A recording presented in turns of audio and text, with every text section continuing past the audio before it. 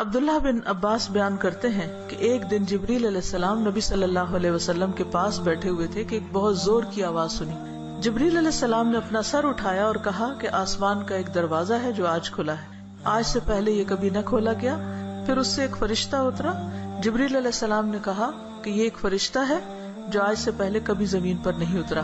فرشتے نے سلام کیا اور کہا کہ آپ صلی اللہ علیہ وسلم کو 2 نوروں کی خوشخبری ہو جو آپ کو عنایت ہوئے ہیں. آپ سے پہلے یہ کسی نبی کو نہیں دیے گئے.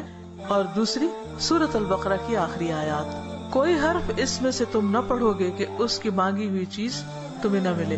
یعنی اس کو پڑھ کر اور دعائیں بھی قبول ہوتی ہیں. تو بات یہ ہے کہ اللہ تعالیٰ نے مختلف چیزوں کو مختلف پر فضیلت بخشی.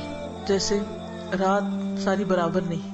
رات کا آخری حصہ اپنے فضیلت کے اعتبار سے باقی رات پر بھاری، یعنی سحری کا وقت جو ہے اس میں اللہ سبحانہ و تعالیٰ خاص طور پر دعائیں سنتے ہیں. اسی طرح دن کے اول حصے میں اللہ نے برکت رکھی ہے. اللہم بارک لی امتی فی بکورہا، یعنی صبح صبح کا جو وقت ہوتا ہے. اسی طرح ہفتے کے دنوں میں جمعے کے دن کو فضیلت بخشی. سال کے مہینوں میں رمضان کو فضیلت بخشی. اسی طرح جگہوں کے اعتبار سے اللہ تعالیٰ نے مکہ کو خاص طور پر چن لیا. پیغمبروں میں بھی اللہ تعالیٰ نے بعض کو بعض پر فضیلت دی. اعمال میں بھی اللہ تعالیٰ نے بعض اعمال کو بعض اعمال پر فضیلت دی. اسی طرح قرآن مجید کی بعض آیات کو بعض پر فضیلت دی گئی. حالانکہ کلام سارا اللہ سبحانہ و تعالیٰ کا ہے، لیکن بعض حصہ بعض سے زیادہ برکت والا ہے. حالانکہ سب میں ہی خیر ہے، سارے میں خیر ہے. تو اسی میں سورۃ الفاتحہ کا ایک خاص مقام ہے. اور سورۃ الفاتحہ جو ہے اس کو سورۃ شفا بھی کہا گیا ہے، رقیہ بھی کہا گیا ہے. اس کو ہر نماز میں پڑھنے کو واجب قرار دیا گیا ہے. اور پھر اس کو پڑھ کر اگر دم وغیرہ کیا جائے تو وہ بھی فائدہ مند ہوتا ہے، اور تجربے سے یہ بات ثابت ہے. تو اب یہ جو خصوصیت سورۃ الفاتحہ کے اندر ہے وہ کسی اور حصے میں اس طرح نہیں ہے. اسی طرح سورۃ البقرہ کی آخری 2 آیات بھی بہت اہمیت کی حامل ہیں. اور ان کی ایک فضیلت جو یہاں پتہ چلتی ہے کہ ان کو پڑھ کر اگر کوئی شخص دعا کرتا ہے تو وہ دعا قبول ہوتی ہے. ایک اور حدیث میں آتا ہے، عبداللہ بن مسعود سے روایت ہے کہ جب رسول اللہ صلی اللہ علیہ وسلم معراج پر تشریف لے گئے تو آپ سدرۃ المنتہا تک پہنچے. زمین سے جو کچھ بھی چڑھتا ہے وہ یہیں آ کر ٹھہر جاتا ہے، پھر لے لیا جاتا ہے. اور جو اوپر سے اترتا ہے وہ بھی یہیں ٹھہر جاتا ہے، پھر لے لیا جاتا ہے. اللہ تعالیٰ نے فرمایا یخشی السدرۃ ما یخشی، جب ڈھانپ رہا تھا سدرہ کو جو کچھ کے ڈھانپ رہا تھا. جب نبی صلی اللہ علیہ وسلم معراج پر تشریف لے گئے تو جو بیری کا درخت تھا اس کے اوپر جو روشنی تھی اس کی بات ہو رہی ہے. عبداللہ نے کہا کہ سونے کے پتنگے تھے وہ جو اوپر چھا رہا تھا. پھر رسول اللہ صلی اللہ علیہ وسلم کو وہاں 3 چیزیں دی گئی تھی. ایک تو 5 نمازیں، دوسری سورۃ البقرہ کی یہ آخری آیات، اور تیسری آپ کی امت میں سے اس شخص کے باقی تمام تباہ کرنے والے گناہوں کو اللہ نے بخش دیا جو اللہ کے ساتھ کسی کو شریک نہ ٹھہرائے، جو شرک نہ کرے. تو یہ 3 چیزیں ملی تھی جن میں نماز کا ذکر عام طور پر ملتا ہے کیونکہ اس کے بارے میں مزید وضاحت سے حدیث بھی ہیں.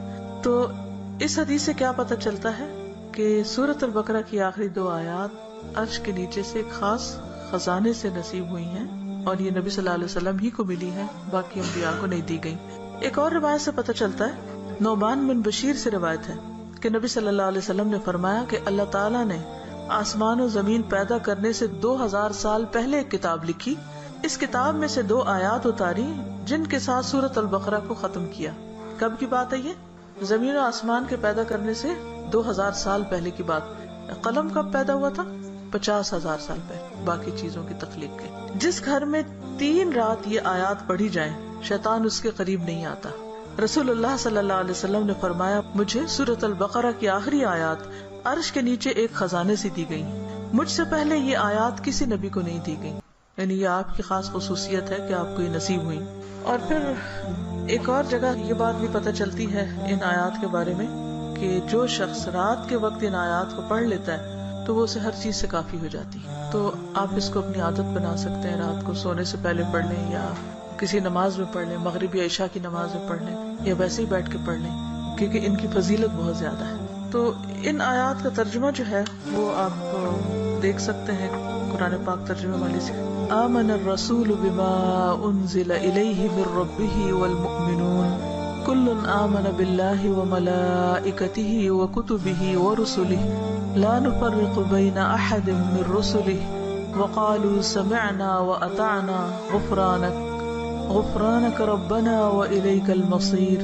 لا يكلف الله نفسا إلا وسعها لها ما كسبت وعليها ما اكتسبت ربنا لا تؤاخذنا إن نسينا أو أخطأنا ربنا ولا تحمل علينا إصرا كما حملته على الذين من قبلنا ربنا ولا تحملنا ما لا طاقة لنا به واعف عنا واغفر لنا وارحمنا أنت مولانا فانصرنا على القوم الكافرين